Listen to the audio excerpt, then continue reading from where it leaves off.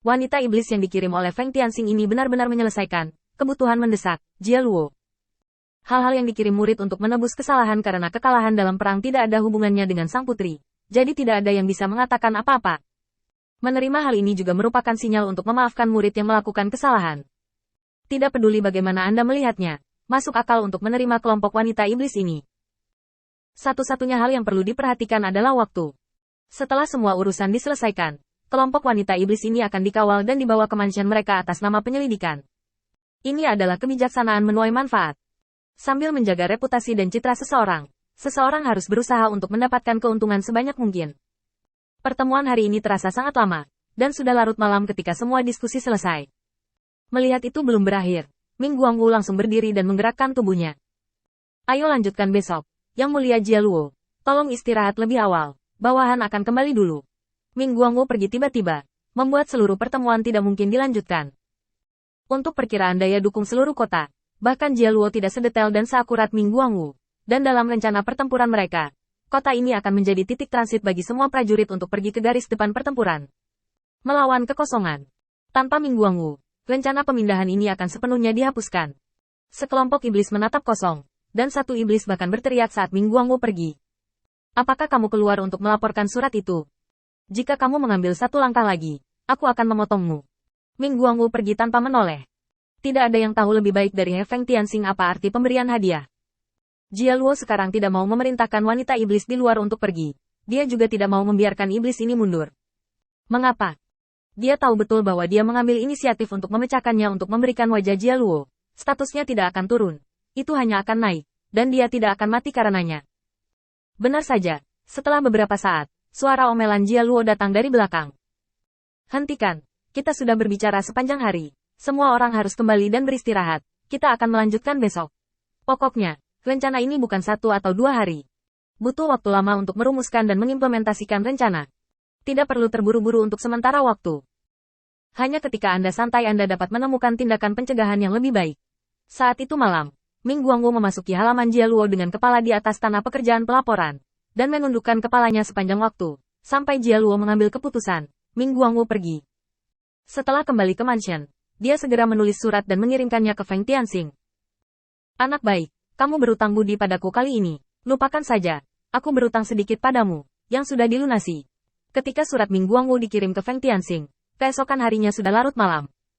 Feng Tianxing sibuk menyimpan semua sumber daya yang diperdagangkan antara Song Yi dan dia ke dalam gudang dan menyegelnya. Selama periode ini, beberapa sumber daya harus disimpan secara diam-diam. Menahan, kembali pada waktu itu harus diserahkan kepada iblis seperti Feng Han. Untuk hal-hal seperti jual beli, yang terbaik adalah tidak berutang. Meskipun itu adalah properti yang teduh ini. Mampu menyelesaikan penyelesaian dengan jelas dapat secara efektif menghindari kemungkinan masalah yang mungkin timbul saat Anda memberikan hadiah lain kali. Dan membiarkan diri Anda, iblis dengan identitas khusus, menjadi pelanggan yang relatif umum di antara mereka. Ini adalah keadaan favorit Feng Tianxing, kedua belah pihak dapat melanjutkan transaksi, dan masalah tertentu yang tidak perlu dapat dihindari. Saat malam tiba, Feng Tianxing menunggu berita dari Ming Guangwu, dan setelah memastikan bahwa Jia Luo menikmati dirinya sendiri di bawah hadiah murah hati yang dia kirim, Pai Kakyu yang menyegarkan dari Feng Tianxing memberikan semua saldo yang tersisa dari pembelian ini. Disampaikan ke masa lalu selama Jia Luo puas, biaya ini sangat berharga. Adapun 100.000 setan yang memintanya, itu baru permulaan, jaminan untuk Jia Luo. Feng Tianxing tidak bingung jika dia benar-benar ingin datang ke 100.000 setan ini. Dia dapat memberikan sebagian dari mereka dan menukar sebagian, sehingga dia dapat mengubah kelompok iblis ini ke tangannya sendiri. Yang paling dibutuhkan Feng Tianxing sekarang bukanlah jumlah bawahan. Karena Dajiang dan bawahan lainnya telah tiba satu demi satu, yang paling tidak dimiliki Feng Tianxing adalah nomor tim yang dapat diperoleh untuk mengirim kembali bawahan ini. Kalau tidak, tinggalkan saja mereka di sini untuk makan abu. Bahkan jika Anda tidak bisa, itu bukan kerugian. Dalam situasi saat ini, kepercayaan Jia Luo masih menjadi sumber daya yang sangat penting, meski tidak bisa langsung membawa manfaat. Baiklah, mari kita kumpul-kumpul malam ini, dan kita harus mengatur ulang staf kita besok. Keke telah berada di antara para prajurit selama beberapa hari terakhir. Ini adalah pengaturan Feng Tianxing, hanya untuk menguji nada mereka. Menurut berita yang dikirim ke saat fajar, hampir 20.000 setan akan memilih pergi. Ada banyak alasan bagi mereka untuk membuat pilihan seperti itu, dan ada banyak alasan, dan Feng Tianxing tidak berniat menghentikannya. Semakin banyak bawahan, semakin rumit penjadwalannya, dan semakin sederhana, semakin mudah penjadwalannya.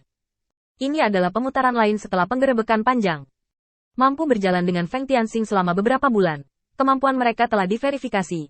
Dan sekarang satu-satunya variabel, iblis dengan ide berbeda dikecualikan. Dan 60.000 iblis yang tersisa pada dasarnya dapat digunakan ya metode penggunaan yang dapat diterima sebagai orang kepercayaan sama sekali berbeda dari penggunaan umpan meriam mereka saat ini. Hanya saja setan-setan ini memutuskan untuk pergi. Feng Tianxing masih ingin memberi mereka wajah.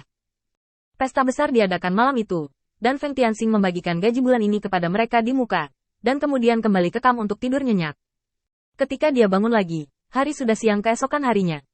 Feng Tianxing mendengar suara latihan di luar, dan keluar dari tenda dengan puas. Dilihat dari jumlah orangnya, memang hampir 20.000 lebih sedikit, tapi tidak berpengaruh. Segera rekrut seorang tentara Mozu. Luluskan pesanan saya. Menurut formasi daftar ini, kami hanya memiliki 60.000 orang, dan masing-masing layak menjadi langka.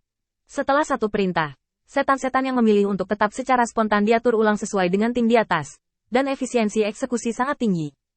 Setelah menunggu sekitar 1 jam, Feng Tianxing langsung memberi isyarat. Perintahkan semua iblis untuk berkumpul. Selama konfrontasi dengan Song Yi beberapa hari yang lalu, beberapa hal kotor menusukku dari belakang.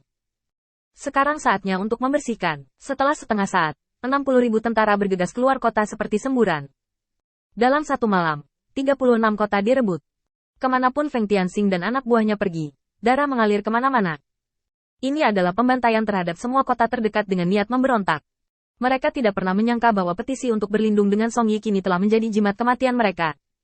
Ini adalah eksploitasi militer Song Yi yang diberikan kepada Feng Tianxing untuk menunjukkan kekuatan Jia Luo. Ini juga merupakan langkah pertama bagi Feng Tianxing untuk mempertajam bawahannya.